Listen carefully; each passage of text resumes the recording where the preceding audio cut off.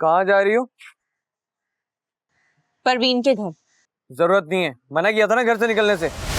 बकवास मत करो, ज्यादा बाप बनने की जरूरत नहीं है। बाप नहीं, लेकिन बेटा हूँ उस घर का। तुमसे 2 साल बड़ी बेटी हूँ मैं इस घर की, समझे तुम? अब्बा के बाद मर्द हूँ मैं इस घर का। मर्द काम के ना काज के, बड़े आए तुम मर्दानगी दिखाने वाले, पूरा घर तो बेटी चलाती है। हटो मेरे रास्ते तुम्हें से। समझ नहीं आ रहा? अरे छोड़ो मेरा हाथ। अरे क्यों छोड़ रहे हो? क्या हो गया? छोड़ो उसका हाथ, क्या हो गया? जाहिल। अम्मा पूरे शहर में नाक कटवाने के बाद अभी फिर मोहल्ले में जा रही है सैर सपाटे करने। अच्छा तो छोड़ो तो इसे, मैं करती हूँ ना बात, छोड़ो। अम्मा तू इसे समझा दे। अब्बा तो उसकी बेगैरती की वजह से मर गए, लेकिन मैं मरने से पहले इसको मार के जाऊंगा। अच्छा मैं करती हूँ ना बात, तुम जाओ अंदर, मैं करती हूँ इससे बात।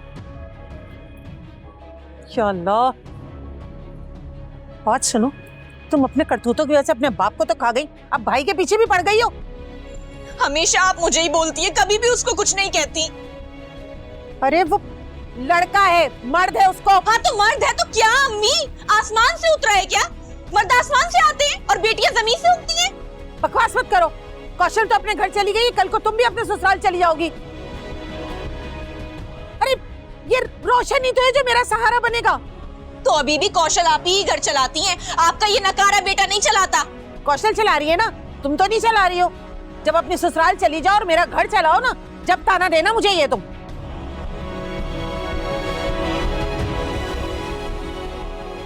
माँ खराब हो गया है।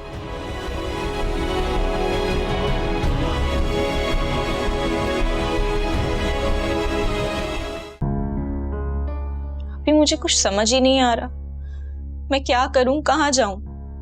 किंजा, मेरी बात सुनो, तुम्हें कुछ नहीं करना है, बस अपनी पढ़ाई पे तवज्जो दो। और तुम यूनिवर्सिटी क्यों नहीं जा रही हो? उस मनहूस वीडियो के बाद कैसे जाऊं यूनिवर्सिटी?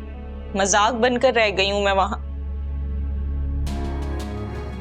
पर अम्मी और रोशन कहते हैं कि अब्बा मेरी वजह से दुनिया छोड़कर गए, मैं अब्बा को खा गई। पागल हो गई हो क्या? कैसी बातें कर रही हो? कौशल, मेरी बात सुनो, तुम। मेरी बात सुनना। आई। अच्छा किंजा, मैं बाद में बात करती हूँ।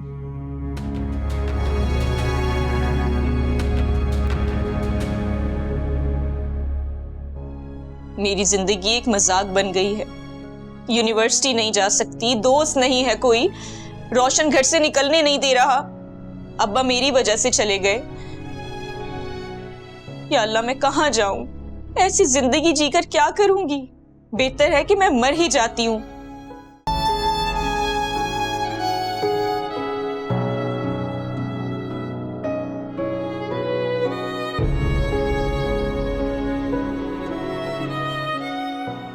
किंजा जी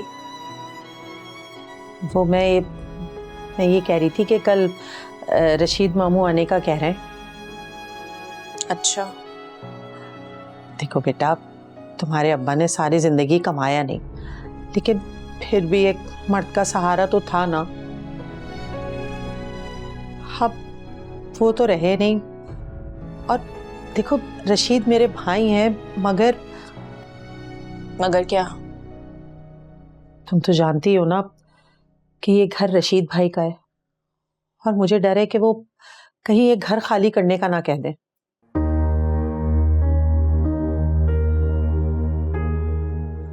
घर खाली करने का? लेकिन क्यों? प्यार तो वो मुझसे बहुत करते हैं, लेकिन पता है ना, जब जायदाद और मिल्कियत की बातें आ जाए तो अपने आंखें फेर लेते हैं। कौशल बेचारी हमारी कब तक मदद करेगी? अब उस दिन देख तो लिया था अजान की बातों में कितना तंज था। बस यही सोच सोच कर तो मुझे हौल उठते हैं कि अगर रशीद भाई ने घर खाली करने को कह दिया और कौशल ने हमारी मदद बंद कर दी, तो मैं तुम्हें और रोशन को लेके कहाँ ठोकरें खाती फिरूंगी? फिर क्या करेंगे अम्मी?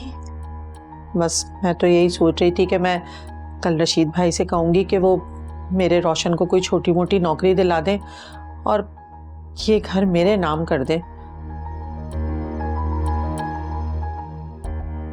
मगर मुझे लगता नहीं है कि वो मेरी ये बात मानेंगे। क्यों? मामू क्यों नहीं मानेंगे? अब जब मैं गुड्डू से तुम्हारे रिश्ते के लिए मना करूंगी तो हो सकता है वो मुझे भी मना कर दे।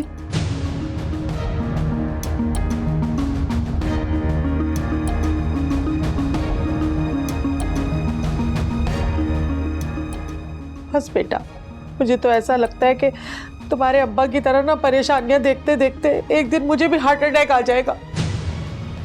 अल्लाह ना करे अम्मी, कैसी बातें कर रही हैं आप।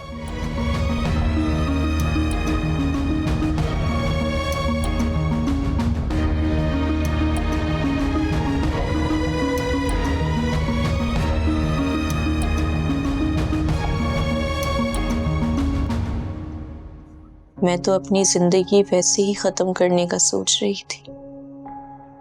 अगर जहर खाकर मर जाऊंगी तो सिर्फ मुझे छुटकारा मिलेगा, मगर मैं अगर गुड्डू से शादी कर लूंगी तो खुदकुशी तो वो भी होगी, मगर इससे मेरे घर वालों की जिंदगी में खुशियां आ जाएंगी। मेरे अब्बू मेरी वजह से चले गए, पर अब मैं ये कुर्बानी देकर अपनी माँ और भाई को बचा सकती हूँ। हाँ, मैं ये खुदकुशी करूंगी, मैं गुड्डू से शादी करूंगी। बहकी बहकी बात के हाथों लुटती ना जज्बात के हाथों, काश जरूरत ही मर जाती, मिटती ना हालात के हाथों, दिन भर ना दर्द सताते, सिसकियों में ना सोती, काश मैं बेटा